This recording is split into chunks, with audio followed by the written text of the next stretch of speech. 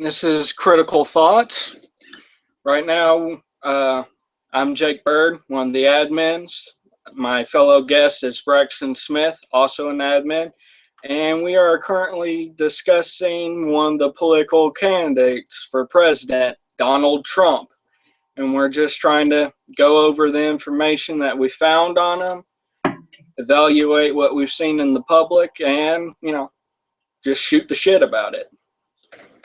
Yeah, so first I wanted to get straight off into a lot of the stuff I've been hearing in public, which is pretty much everywhere you turn in public and TV shows, cartoons, all over the news. You hear a lot about them. And one of the, I will say, yes, he's a strong candidate. Obviously, he's at the front of the field.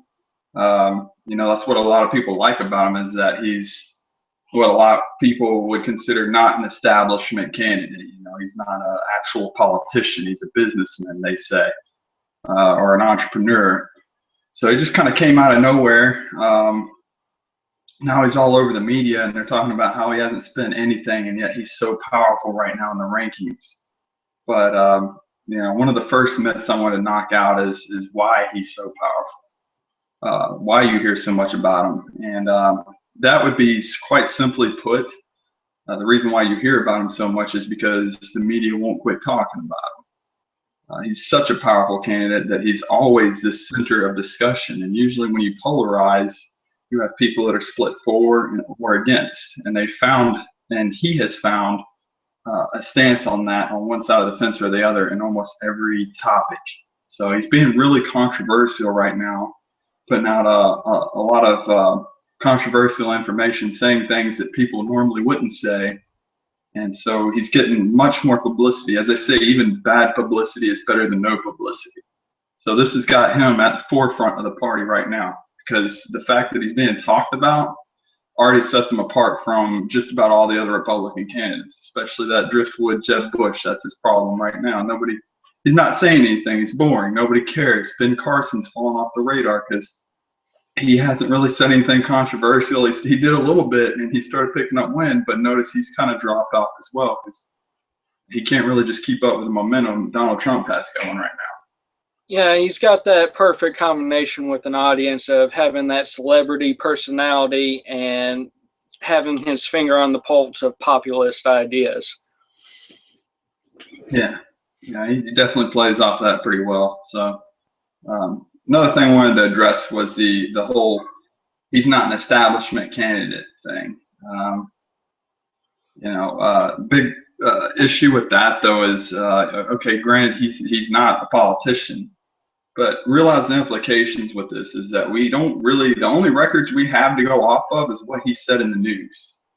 He's flip-flopped one way or another. I mean, he's even been for, say, socialized health care, which everybody was against, is now against with Obama, but now all of a sudden, it's okay with Donald Trump, with some people that were originally against it when it was under Obama. So, that's all we have to rely on. Whereas with candidates, you can clearly see, just go to the website. I forget which one it is.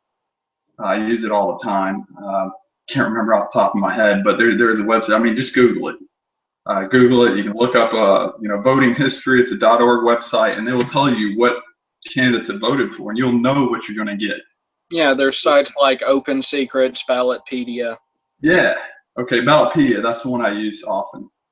And so, yes. I was just going to say the main thing with Trump, and we've talked about it before, is it's the worst case of identity politics, because again, he doesn't seem like an establishment candidate when you do it with rhetoric, when you see his personal style, when you just look short term at some of the stances that the establishment candidates have at the past. But if you actually look and read into what he's saying, there's nothing new. There's nothing new under the sun about it. He's protectionist, which is on both sides, both left and right. There are protectionists everywhere. The difference between immigration,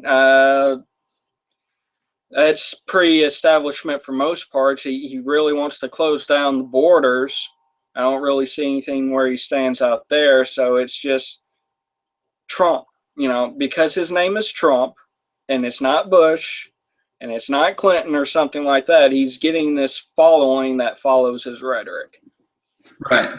Yeah, just like you said, big time. I'm hearing this a lot amongst people that have really been studying into this, mostly libertarians, as they're realizing that this is a lot to do with identity politics. So, if somebody, if somebody random person, say a liberal, were asked, "Hey, a recent politician just said, um, he's for universal health care. What do you think about that?" "Oh, that sounds great." "Well, that was Donald Trump." "Oh, well, that sounds like a dildo's idea. Fuck that."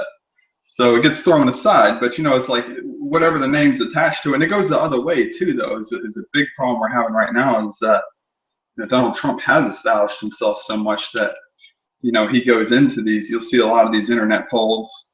It's really close between him and Rand on a lot of these because a lot of people go into it and they don't care what is said during this debate. I mean, Donald Trump could say some of the most controversial things in American history, and he could get away with it just about. Because again, they aren't necessarily listening. It's just identity politics, brand name, Donald Trump. Yeah, we can get more to that public aspect because I think there's, both you and I have noticed a lot of the highlights of that in some of the debates, but I guess we can go through issue by issue, at least how he's delineated it and, discuss those. First thing I want to kind of talk about is trade policy, since I already mentioned it. Very protectionist. He even on printed word on his website, well, not exactly printed, but on his website, he goes, "Oh yeah, I'm for free trade. I am for free trade, but free trade has to be fair trade." And for people that don't recognize that kind of language, fair trade usually corresponds to if this country has a great, enormous resources, let's say Colombia with coffee or something like that, that our normal resource producers here, our coffee producers, can't compete with. Well, we need a quota, or we need a tariff, or we need the government to subsidize them so that they can compete. Because I mean, oh my gosh, that's so unfair that in Colombia coffee just grows and grows and grows beyond our means. Yeah, I was actually going to say too. On top of that, actually, that's a damn good point. You guys, going back to the public comments thing. Y'all have heard him say we're going to make America great again, and we're going to start by bringing jobs back to America. And this trade policy Jake's talking about is exactly one of these misconceptions. I actually myself, I'm pro buying made in America. In fact, I may do a video on it soon, one of these days. And I actually had the longest debates with Jake about, how we need to tax all the imports and we need to subsidize the exports and our own manufacturing. We got to bolster it. But, if you ever watch some Milton Friedman, it's painful, but if you can get through it, you can learn a lot of stuff through him. And, conversations I've had with Jake, and you come to realize what happens, subsidies aren't free. Subsidies come from taxes from you. And then tariffs are direct taxes upon the consumer themselves. So ultimately, the loser is the consumer. So you lose. And meanwhile, these American companies get more and more corrupt because they get these backdoor deals through taxes and tariffs and subsidies. So ultimately, they get these unfair advantages, and then you get basically a crappier product for a higher cost. Really, global trade is a good thing. And the more regulations and tariffs and subsidies you have involved, basically the less financial freedom, the less bang for the buck. So that's a real good one, actually. Yeah. Before I get into any more detail about it, the one solitary good point I can think of in regards to trade with Trump is he is talking about wanting to decrease the corporate tax rate to 15%. Now, for those that don't know, the U.S.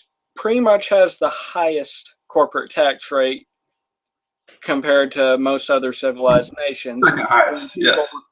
When people invoke like Scandinavia, Sweden and stuff like that, their corporate tax rates are barely around 20%, 19, 15, and we are at 35 currently, 35%. Yep. So that's the one good thing I can say about him, is that he's wanting to adopt some of the more free trade and laissez-faire policies when it comes to corporate tax. Now, is this something he's always been for, or is this something he's just recently come out and said too, though? It's something. I haven't heard too much history on it. Everything that I've seen points to him supporting this all the time, because this is the corporate tax rate. He's gone over like some other different tax rates, like capital gains and stuff, where he's not so keen on reducing the rate.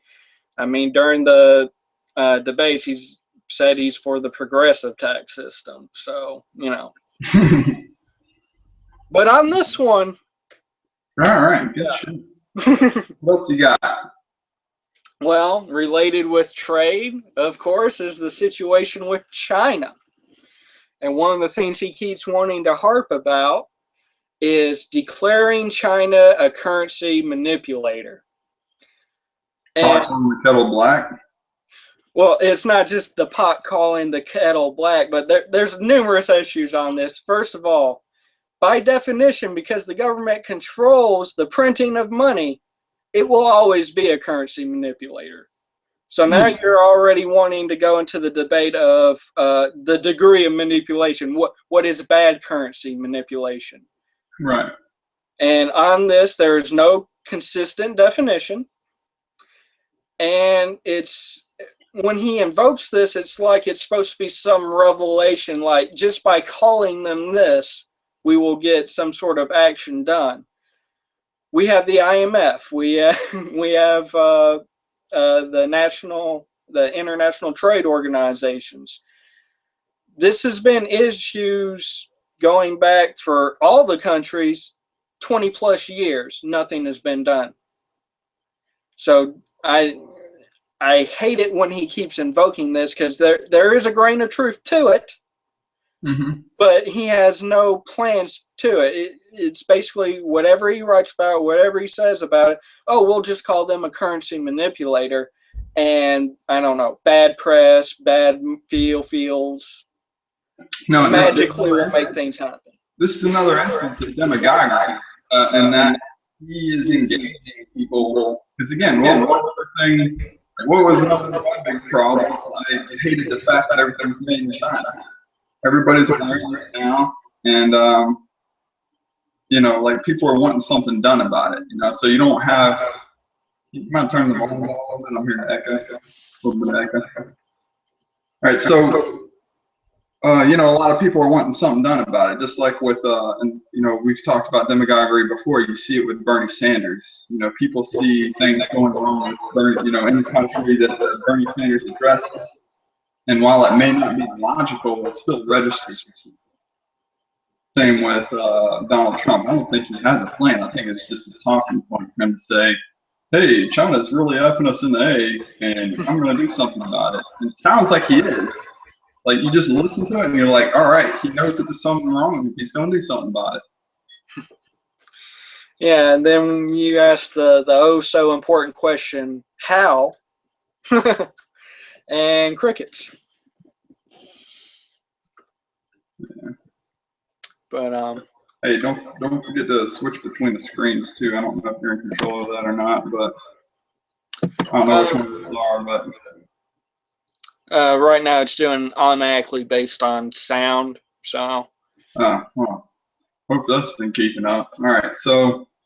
Yeah. What's the next thing you want to talk about?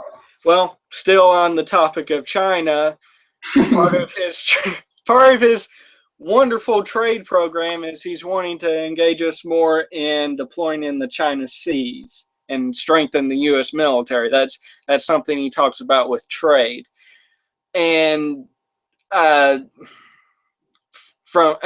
there's a grain of truth to that as far as strengthening the military, as far as national security concerns, but trade and going out into the South China Seas, Uh, that sounds more like he's asking for a conflict. Now, if it's retaliatory because they've done something, that's different, but that doesn't seem to fit Donald Trump's rhetoric. He's pretty much saying, let's break down the doors and do whatever we want. It's our ocean. Yeah. Yeah, well, I mean, and on top of that, it's as I said before, the people are aware of the general details. They're aware of the fact that we are losing control as a world power.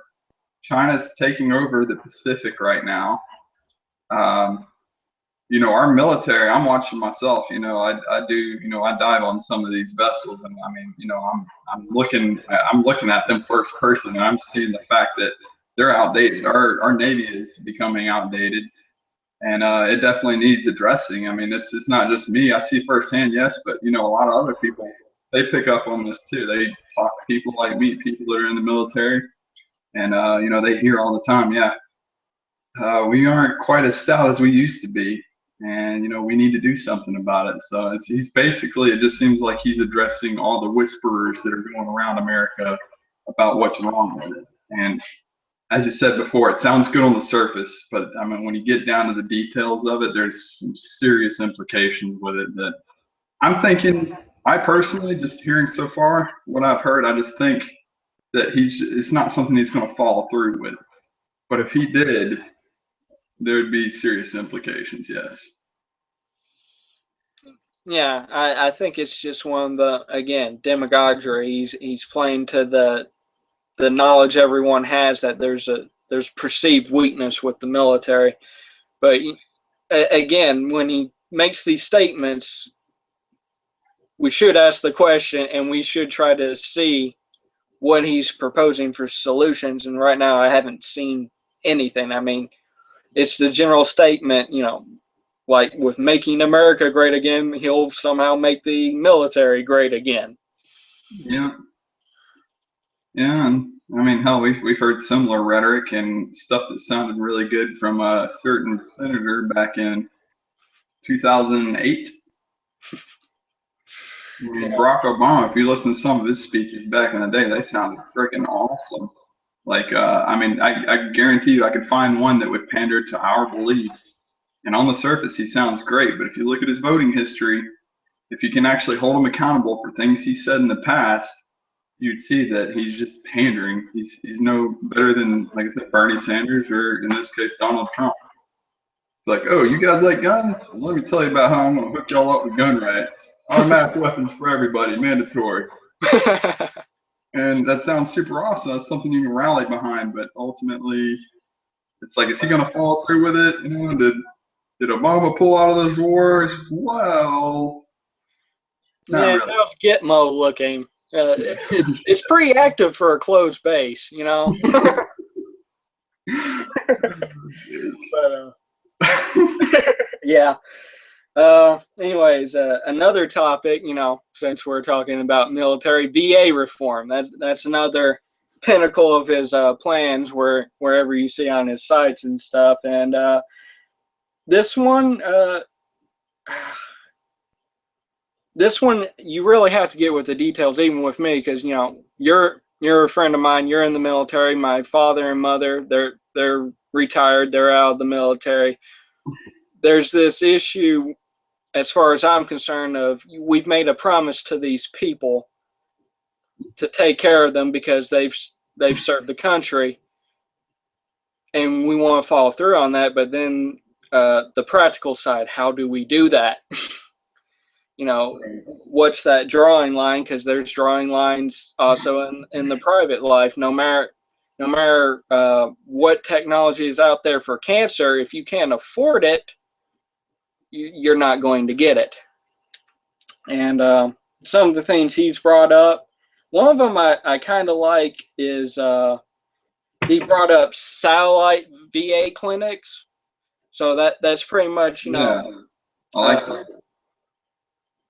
that. Satellite VA clinics would be just these temporary stops. It'd be like for driver's license offices, there's certain places in the States where they are not fully staffed, but they have regular staff coming in, and they can handle people in rural areas because of that. It's Right. not always, top line, but it can be specialized for those rural areas, whatever their problems are.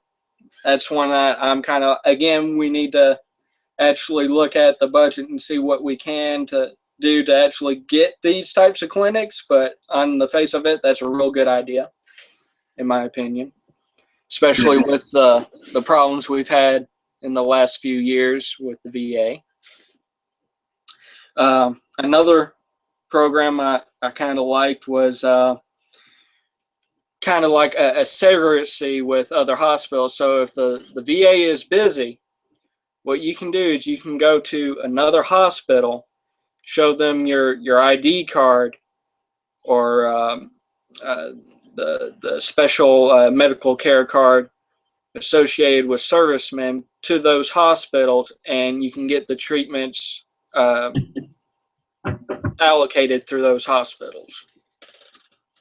Right. Again, that's solid. That's pretty good to me.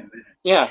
Again, on the face of it, the only thing I could think of is the logistics, because you're going to have a system established where you can easily delineate between, okay, this person is a serviceman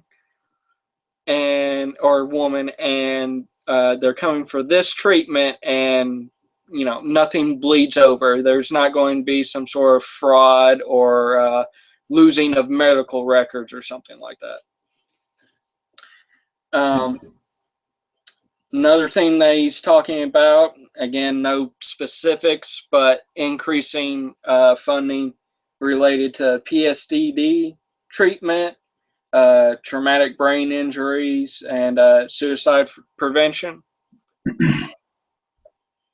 Again, this sounds good on the face of it, because those are top issues when it comes to servicemen after they've gone out and been to Iraq or Afghanistan or something like that.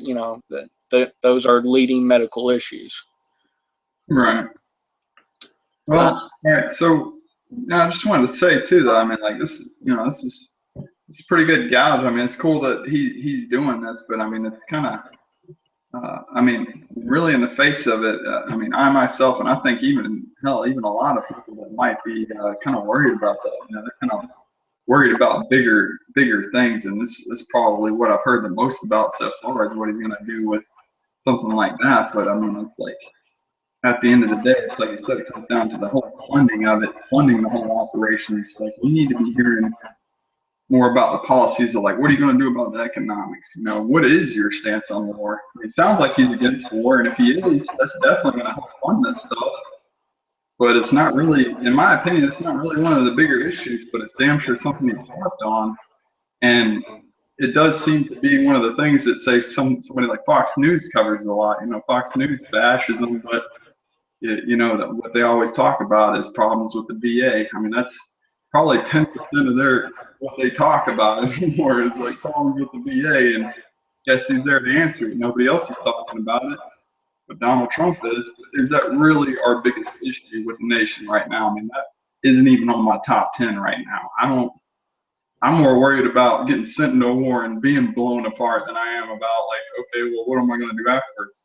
It would be cool if we could avoid that altogether and sing Kumbaya. Yeah. Yeah, I understand. Again, like I said, I pretty much pulled this from what he considers his main pillars. So, right. The discussion. This guy's like a conservative version of Bernie Sanders. I don't know, I pissed a lot of people off on both sides of that one. Think about it, seriously. If you think about it. Yeah, it was like talking with Kyle when we were talking about the TPP and stuff. His comment was, it's kind of oddly disconcerting with this trade policy when you can get someone like Donald Trump and Bernie Sanders to agree on it, but they're both protectionists. But yeah, I mean, again, I agree with you. VA reform, that's more of a heartstring thing, but it's not one of the most pressing issues. But, he's talking about it. I'm going to give him the credit he's got, even though he hasn't gone into details. Right. But, he's talked about it. He's got it. There you go. Tax reform, of course, his tax plan. Most people don't really like it because even when they look at the dynamics for 10 years, it's still going to cost somewhere around like $8 trillion, I think, loss. And most of people think it's because the top rate is getting knocked down from in the 30s to 20 at the top, or 25 at the top, 20 for capital gains.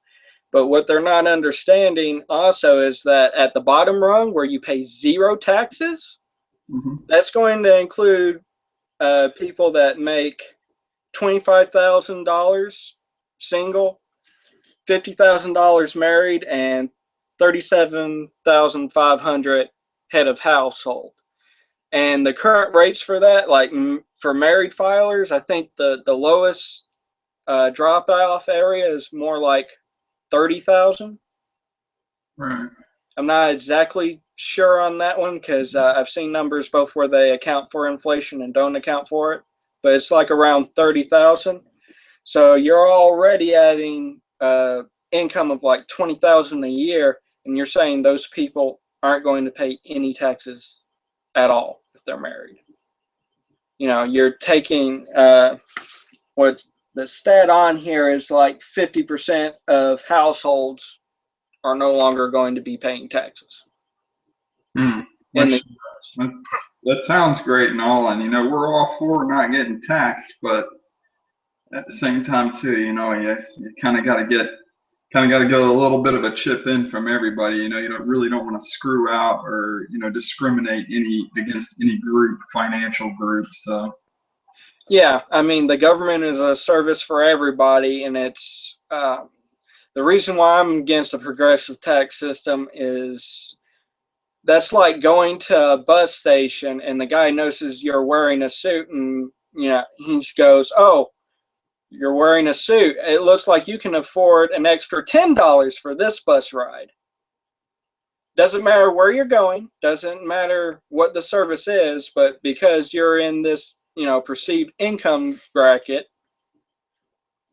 you have this perceived advantage, the service is somehow worth more to you, or you can be charged more for it. And that's not very egalitarian. Rule of law, everybody gets equal treatment most of the times unless you can find a just and due reason not to. Just because people make more money doesn't mean they get more benefit out of government, doesn't mean they owe more to society for that government. It would be like what you would consider redistribution of wealth. It'd be a form of socialism, right? Yeah, well, definitely heading towards it. More fascist, but appropriate. Yeah. And again, we both agree, whatever direction you go in with taxes, we would prefer less taxes, but we've also got the balance of we've got the government, it has to be paid for, and we have currently obligations that are already not being met. And again, we already talked about policies where he's talking about funding more things. How's this going to balance out? Yeah, that's huge there. Calling on the debt. I mean, you talk about trying to get away from the establishment. I mean, so far you're hearing a lot of establishment policies, and that's one of the big ones right there, is just keeping this debt going into oblivion. But I mainly wanted to point that out because people go, "Oh, it's going to increase the debt over 10 years," which is the line and the first couple of points you need to understand. He's just not cutting taxes on the rich.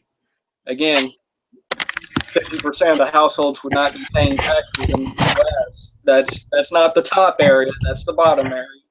Right. And the other half of it is when they do these studies, they have to make a lot of assumptions.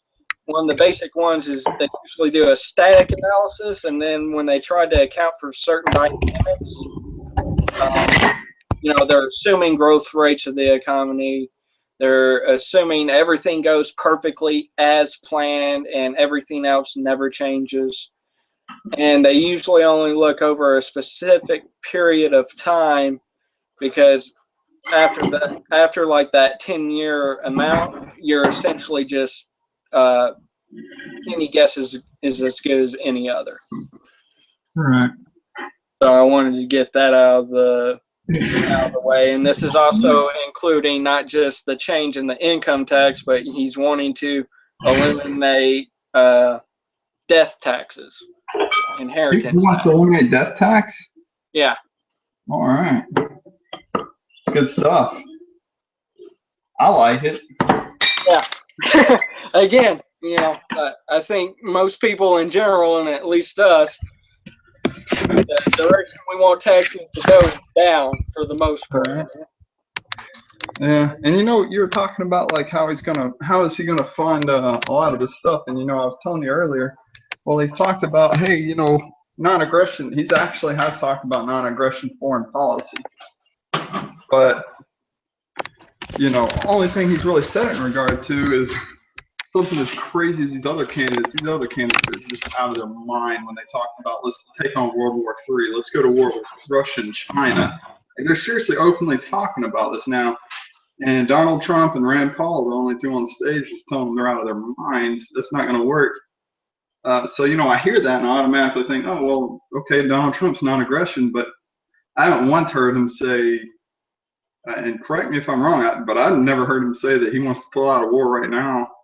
And we at least got that out of old Barry before he lied to us about that, you know, about trying to pull us out of our current wars. But if he could actually pull that off, you're talking about $1 trillion you're saving every single year. So did he mention anywhere on his website that he's going to pull us out of the wars we're in right now? No, no mention of timetables, no real mention on how he stands with that.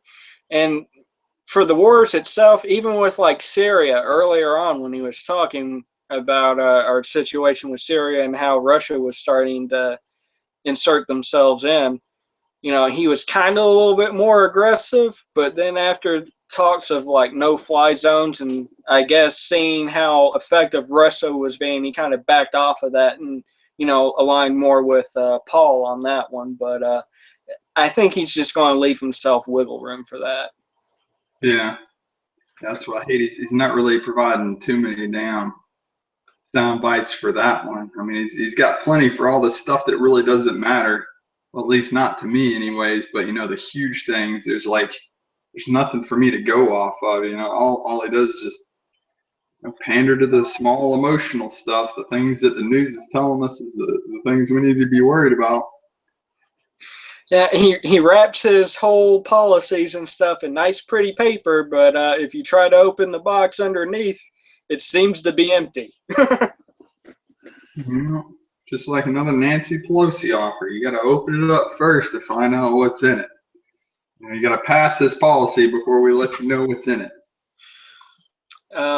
Another area he talks about, moving on, because I think we pretty much covered taxes as well as we can, is the Second Amendment. You know, that's another thing that's kind of gotten people fired up about Trump. You know, he makes that statement, you know, I've got concealed carry. You know, I'll walk around sometimes with it, yeah. And yeah, for the most part, that's shaky ground too, because when he talks, for instance, about gun prosecutions for like felons, you know, if they get a gun illegally after they've been convicted, you know, what should we do about that? And the policy he highlights is Project Exile, which occurred in Virginia. And this policy is pretty unique because what they did in this state is they essentially, for this area, they federalized criminal prosecution when it came to 3 classes of offenses. So instead of going to a state prison, you would get mandatorily sentenced 3 years, sometimes 5, into a federal prison. And the three classifications were criminals who bought guns. The other classification is if you owned a gun while in possession of class 2 or 3 narcotics like cocaine or heroin. So now we're getting to the war on drugs and mandatory sentencing. And the third classification was if you were found with a pound of marijuana with intent to sell. I know he hasn't made any mention on legalizing marijuana. And that just strikes me because he's trying to say he's not establishment, but what are these policies? First of all, it's supporting the war on drugs. Second of all, the whole idea of trying to make sure guns don't go into the hands of bad people, at least on this topic, is kind of iffy for me. Just because someone, the whole idea of people being released from prison is because they've done their due diligence. So I can't see how necessarily banning them from ever owning a gun again is a good thing. Now, if they commit another crime and they have possession of a gun, maybe that justifies increased sentencing, but I don't like that kind of dogmatic approach to it.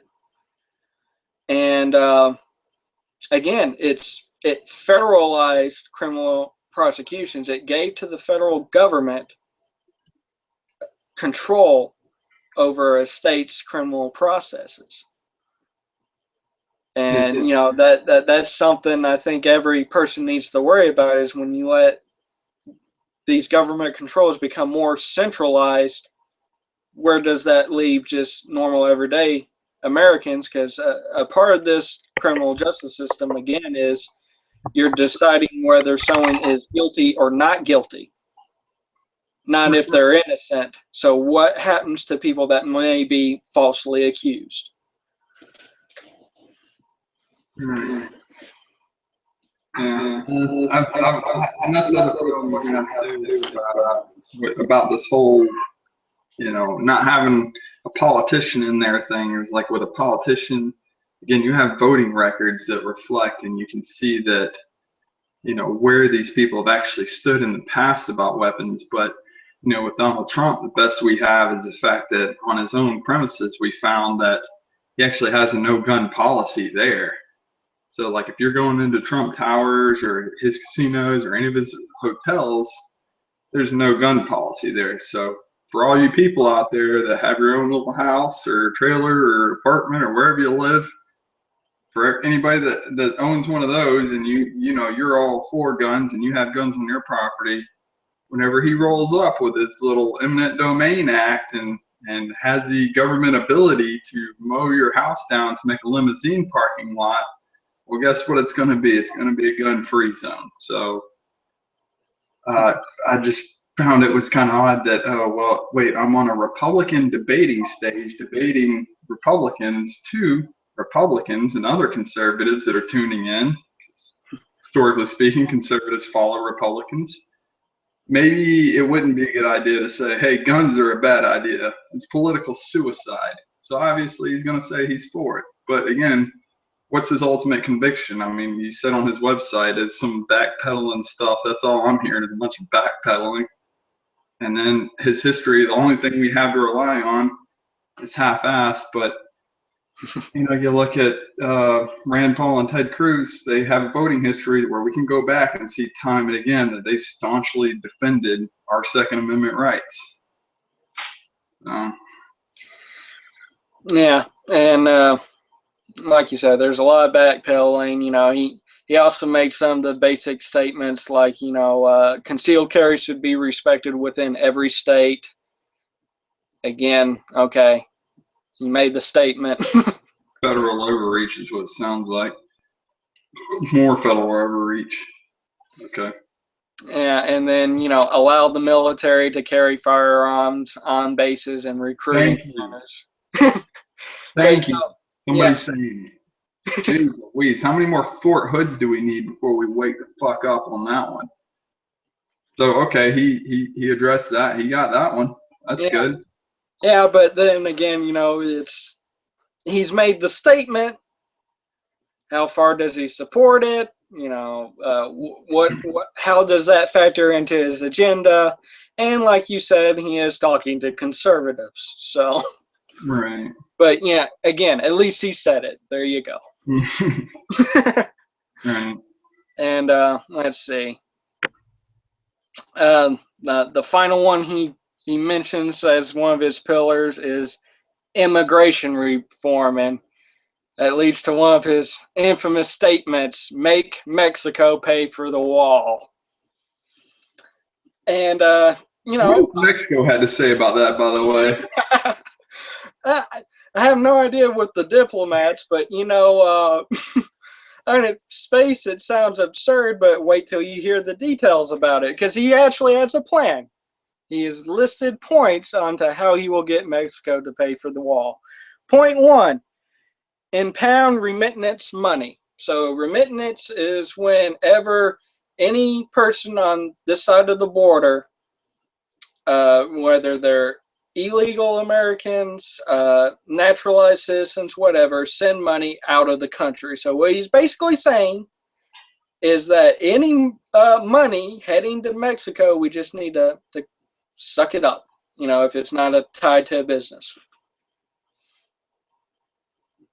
I don't know how he plans to do that, but there you go. Point 1, suck up their money. All right.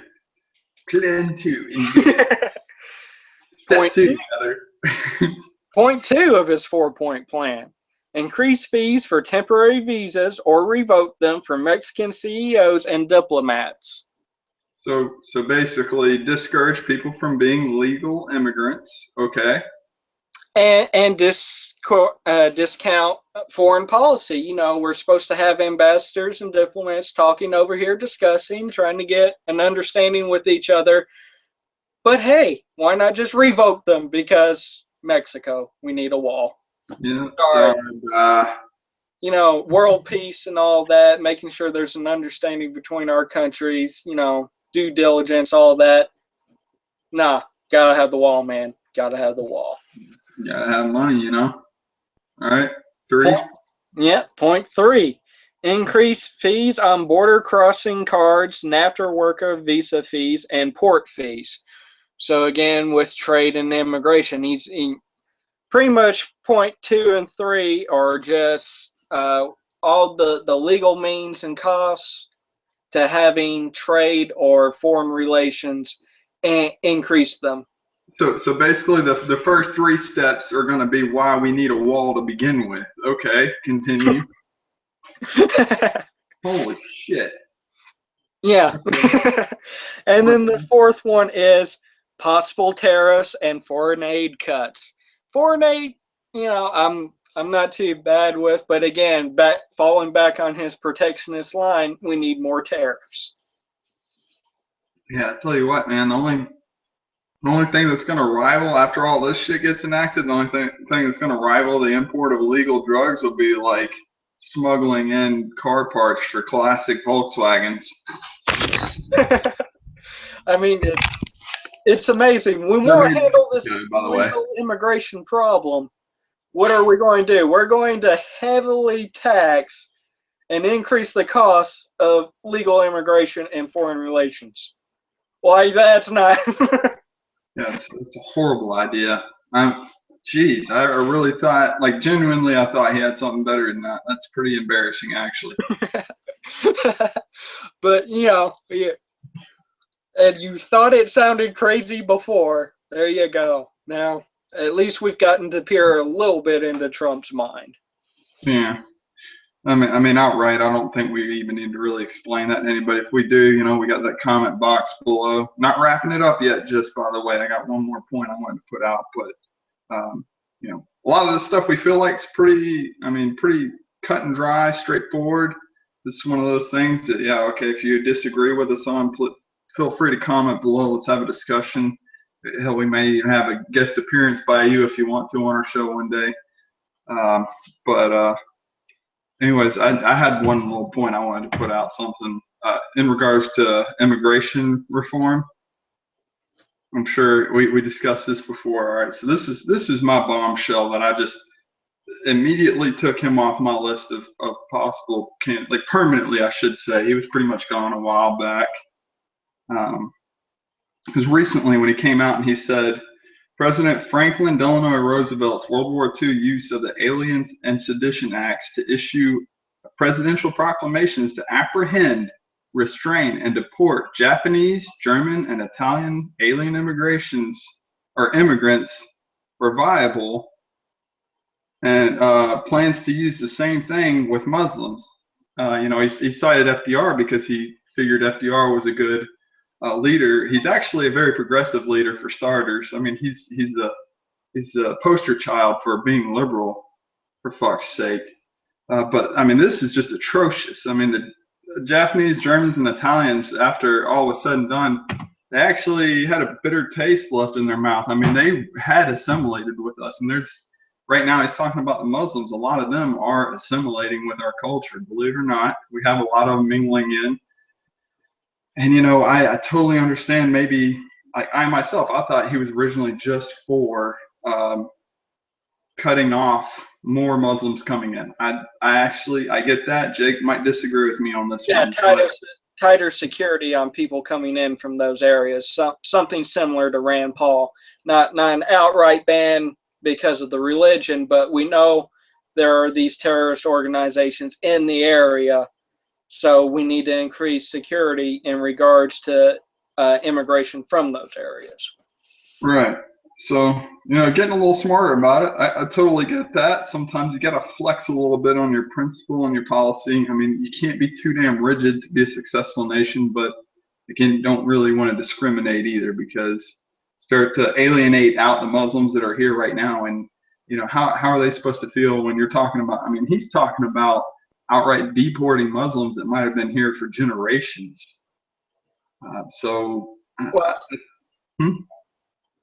There's a few points that really bother me with that. Again, hearkening with FDR, because he's also Mr. Japanese internment camps. Yes. For American citizens. And that was, by the way, unconstitutional, immoral, and abhorrent. But another one is the Alien and Sedition Acts. 2 points on that. I'm not even for sure if those are even around anymore to be talked about. That was back during John Adams, the Alien and Sedition Acts. I think that got revoked a long time ago. That's how he got only one term as president, and we got Thomas Jefferson afterwards. That's my boy. Yeah, I would like to fact check that to begin with, but again, the other point, Alien Sedition Acts, that was in regards to speaking out against the government on any condition, allowing people to be prosecuted for that and shipped out. And that's another problem I have, because there's a difference between terrorism and dissent. And with free speech, you're going to have a healthy level of dissent to run a free country, and to make sure that whatever policies go forward are good policies. Right, and we see a lot too. I mean, it seems as though we're caving in a lot of our, and a lot of our freedoms on fear, and it seems as though Donald Trump is actually playing a lot to our fears. I mean, the fact that we actually have more people killed by, I think actually even more people drown in their toilets than are actually killed on our soil by terrorists.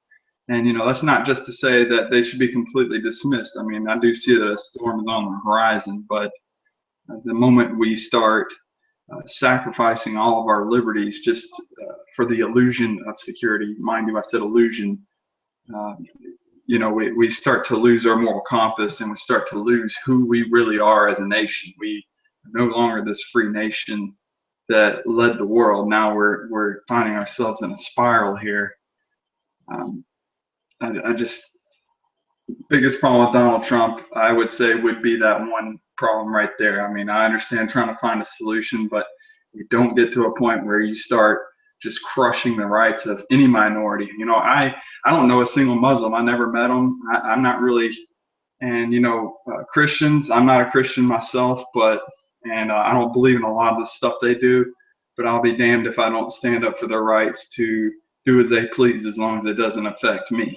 And for the most part, Muslims don't affect us, and if they're just coming into our country, why should we care?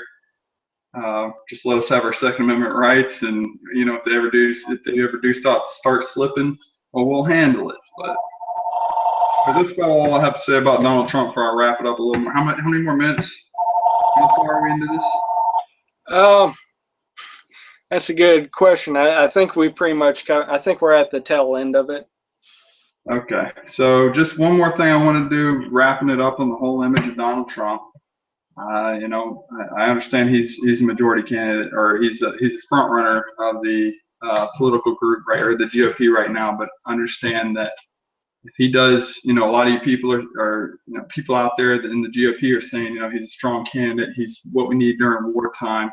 Understand that during wartime, a lot of liberties are sacrificed, and that, you know, he comes off as strong because he's the guy everybody's talking about, but know that soon he will be running against Hillary Clinton. Is going to be the guy that one of our GOP candidates is going to be running against.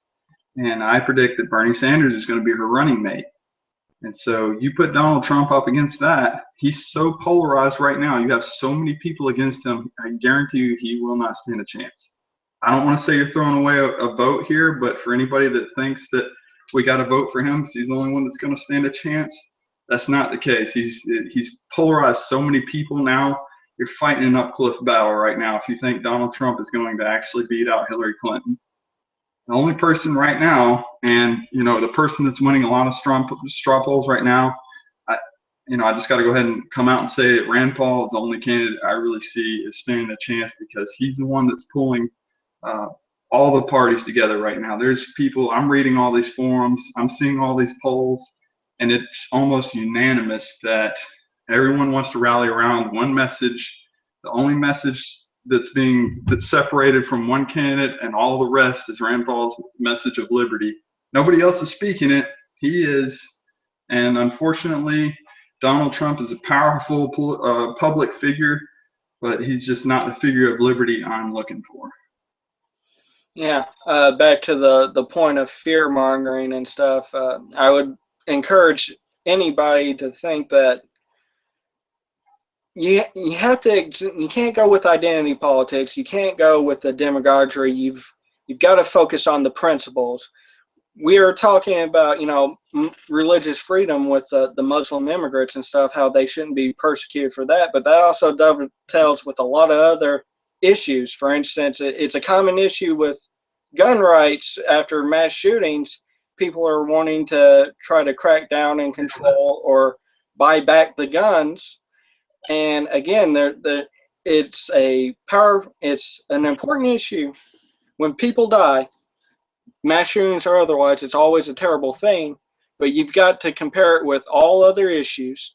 And you have to remember, again, with this case, for the privilege of driving, just car accidents outnumber all deaths related to guns, suicide, whatnot. And that's talking about a constitutional right.